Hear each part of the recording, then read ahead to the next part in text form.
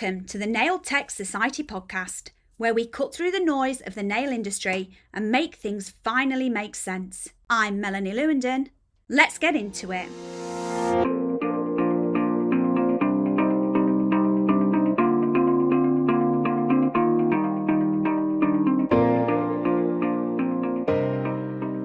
So here I am, back again, glutton for punishment. And here with episode 2 of the Nail Tech Society podcast, where today I'm going to be talking about how to choose a brand for your business. This is one of the biggest questions that I see. And when I say I go on forums every day and I see the same question, what brand is the best? What gel is the best? What brand of biab does everybody use? So I'm gonna stop this right from the beginning. Okay, and when you are choosing a brand, I want you to understand that that brand is going to be your choice. It is such a personal choice.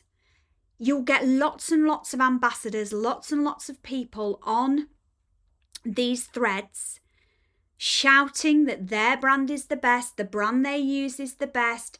But at the end of the day, a lot of those people have never used the brand, but they are an affiliate of the brand and earning money from every single time they mention that brand's name. Some people get free products for mentioning that. Some are genuinely there working for the brand or the product, or just some are just genuine techs that love the brand. And it's up to you to sift through all of those and find it, or you go and do the research yourself. Okay, and think about the product in front of you. This is how we choose a brand. So, firstly, my advice to you is to make sure that whatever brand that you're choosing, if you've got a couple, then write them down, line them up, and then start to work down the checklist. Okay, so is it compliant? This is my first tick on my checklist. Okay, so what I'm going to do is I'm going to put a checklist that you can download. I think I can pop it in the show notes, but I will make sure that it is somewhere, a checklist that you can download to make sure that you are choosing the gel that is right for you. Okay, so the first thing is it compliant? So before anything else, your products must be safe and compliant. It means that they're from a reputable supplier, that they meet regulation, UK regulation, and they have the correct ingredient listings in the correct places, okay? This is a non-negotiable.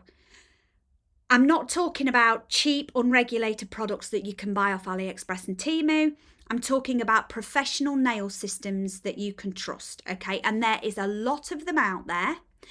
And there is a lot of noise about all of them, and you've just got to put your fingers in your ears and go la la la la la la la la and not listen to it, okay? And try and make your own decision on this based on these factors.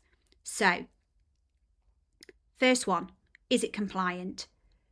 Has it registered all of its products on all the various portals that we need to, okay?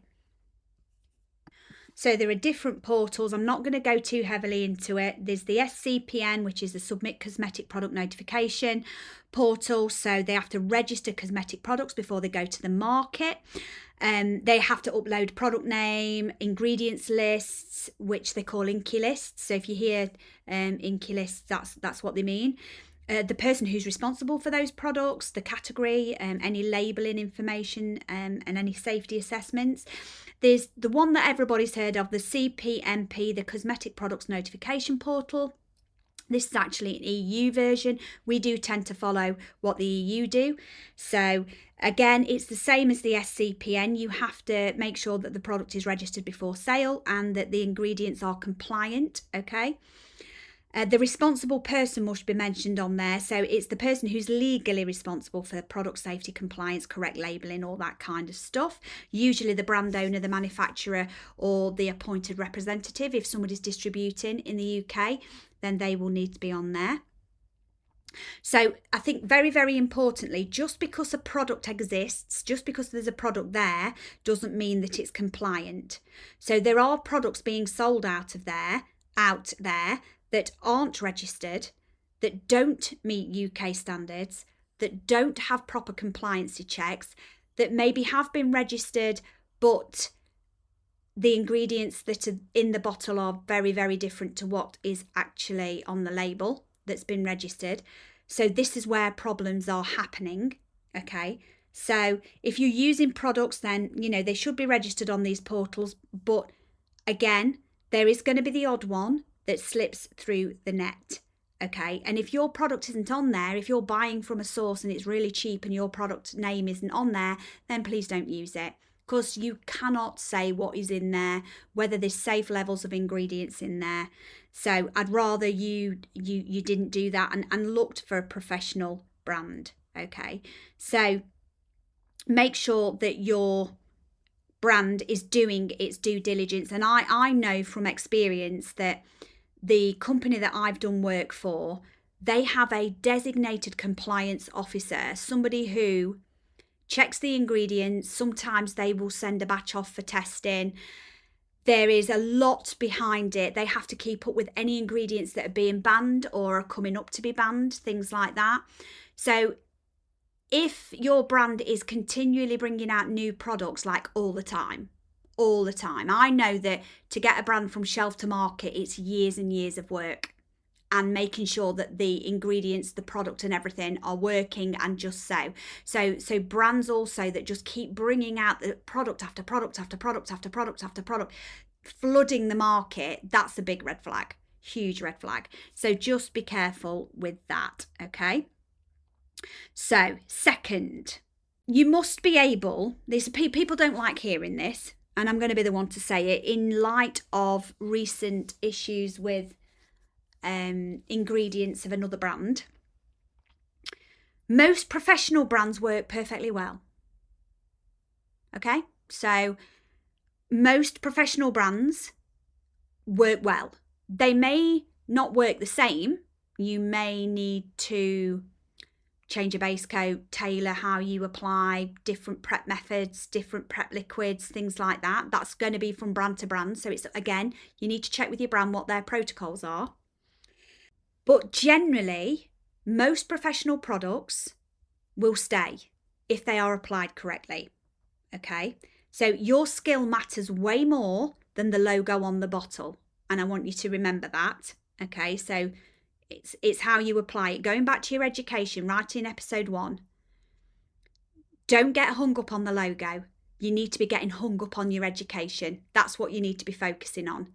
The brand will fall into wherever you need them to with your skill level, okay?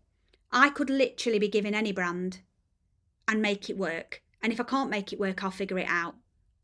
It's prescriptive nail work. And this is what all of us nail techs should be doing. We should not just be doing builder gel and offering that. We should not just be doing acrylic and offering that. We should be offering a whole spectrum of products, because not one size fits all. And that's something that we're going to talk about as we go on these podcasts. So what do you look for in a gel? This is the next question. What do you like?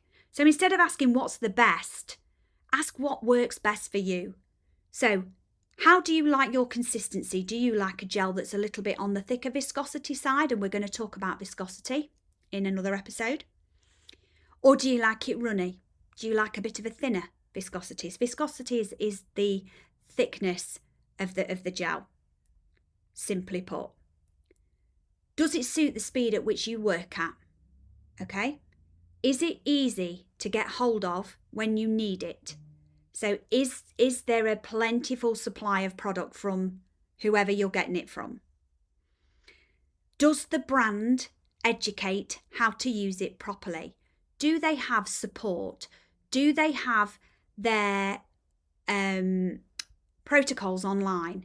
Is there a conversion course with their products that can convert you from using one and moving to their products? Are all these things in place? I think the brand and the support for me is a massive thing, because I do believe that you can always tell a really good brand from how much they care about the people that are using their product and the efforts and the lengths that they go to make sure that that product is super safe. So that is a big one for me. Look at your brand. Go to them, speak to them, email them. Are they easy to talk to? Are they answering all your questions? Will they supply you with safety data sheets? So safety data sheets are sheets that should be transparent, that all brands should be able to send you either via email or it will be available on their websites for you to download, and that tells you what ingredients are in there, how they should be stored, how they should be used, what can happen if they're not used that way, how to clean them up, how to deal with spills, all that kind of stuff is on an SDS sheet. Percentages of ingredients and that's in the product, all that is on there, and you should be able to get that freely. So think about all of that, and also price is a huge factor, and I'm going to use a bit of an analogy now on this, so bear with me. I want you to picture 2 sausage rolls, okay? Yes, I'm talking the flaky pastry kind. 2 sausage rolls, one is from Aldi and one is from Waitrose. Okay, we know that Aldi is more of a budget supermarket and we know that Waitrose is more high-end supermarket. So there they are, 2 sausage rolls, twirly whirly puff pastry with meat in the middle. Okay, so the Aldi sausage roll, they may not have as much meat content as the Waitrose sausage roll, but it's still within regulation, the amount of meat content that is in the Aldi sausage roll. The Waitrose sausage roll might have a higher grade of butter in their flaky pastry, whereas the Aldi one might use a slightly cheaper make of butter in their flaky pastry. It might be that you prefer the taste of the Aldi sausage roll, or you may be the one that prefers the taste of the Waitrose sausage roll and will go back and buy that sausage roll time after time. Both sausage rolls contain sausage meat, both are wrapped in pastry. Both of them conform to UK regulation on ingredients, okay? But the preference is up to you. What you prefer, what you can afford, all of those things will go into deciding which sausage roll is best for you. But at the end of the day, when all is said and done, what are they? They are still both just sausage rolls. They just have different things inside them, different quality of ingredients, different amounts of pigment, different amounts of photoinitiators, different things go into them. But what you prefer is a very individual, depending on how much you can afford, what you like the taste of better, whether you prefer a higher end product or whether you don't mind a budget brand. And this is all very personal, and you should not be penalised as a nail technician for working within your budgets, okay? As long as, you know, the budget brand, if you pick a budget brand, conforms to regulation and is having their checks done and is compliant and is providing SDS sheets and is doing all of that and isn't hiding anything. And like I say, some brands, they have a compliance officer, but then likewise, if you want to pitch yourself at the higher end of the market and buy a much more expensive gel, then that's fine. But I want you to remember, in all of this noise, they are all gel, okay? They are all gel. As a sausage roll is a sausage roll, gel is a gel. So I'm hoping my sausage roll analogy, A, hasn't made you feel hungry, and B, has helped you understand that there are different qualities of gel. Doesn't make it bad if it's lower quality, but you do have to check that it does conform to the quality it needs to, okay? So think about what you want. Colour selection. How many products? Do you want one that's got a really large colour selection with lots of effects polishes like cat eyes and metallics and things like that? Do you want your whole system from them? Do you want your acrylic from there, your gel from there, your biab from there, your hard gel from there? Or, you need to look at what they do, what they offer, and is that right for you as a person? Because what might be right for you may not be right for the person who's sat next to you, the nail tech that's at the desk next to you. It is very, very personal. It's like shampoo and deodorant and things like that. It's very, very personal on what works for you. One of the other things that I will say as well is stop brand hopping. So I see this all the time. Big mistake, jumping from brand to brand. And what I always think is you'll never master the system that you've got if you keep switching. If it's not working for you and you're jumping and then you go to another brand, it's not working either, then you jump to another brand. There is a common denominator. And I hate to be the one that says this, and I hate to be the one that's delivering this bad news. But the common denominator is either you, your application, your education, your equipment, the way you are applying it. That is actually going to be the problem, not the product. I hope you understand. Pick a brand, learn with it properly, really learn with it. Pick a good brand, understand how it behaves, and then decide if it works for you. Okay? It's going to cost you so much money to keep swapping. So make it work. And if you've tried everything and it still doesn't work, then think about switching brands. Don't just keep spending money on various different brands and, putting yourself in financial debt to chase that holy grail. Because let me tell you, if there was a holy grail, we would all be using it. And this is what I need you to understand. If there was that one product above all else that nobody had any problems with, that nobody had any issues with allergies with, that nobody has any problems at all with, that it 100% worked every time, then we would all be using it. And there would be no other brands on the market because it would be a waste of time. But that doesn't happen. It is all about the techniques that you are shown when you are training. It's all about the way that you apply that product. It's all about the way you cure that product, the way you maintain that product. And again, above all else, the health of the natural nail underneath that product. Okay? So I hope you understand that. The truth is, again, as I've just said, there is no perfect brand, because if there was, we would all be using it. And don't keep chasing the dream, because it isn't there. You need to choose a brand that you trust, learn how to use it properly, focus on your technique, and that's what will make it last. And hopefully and now I'm kind of coming towards the end of this episode, I'm hoping that I've answered that question. How do I choose a gel brand?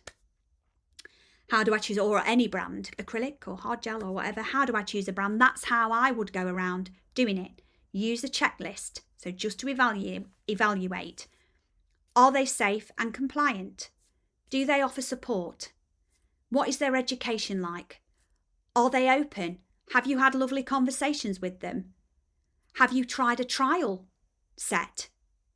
Do this, learn to work with the product you've got, and you will find a brand that works for you and your way of working.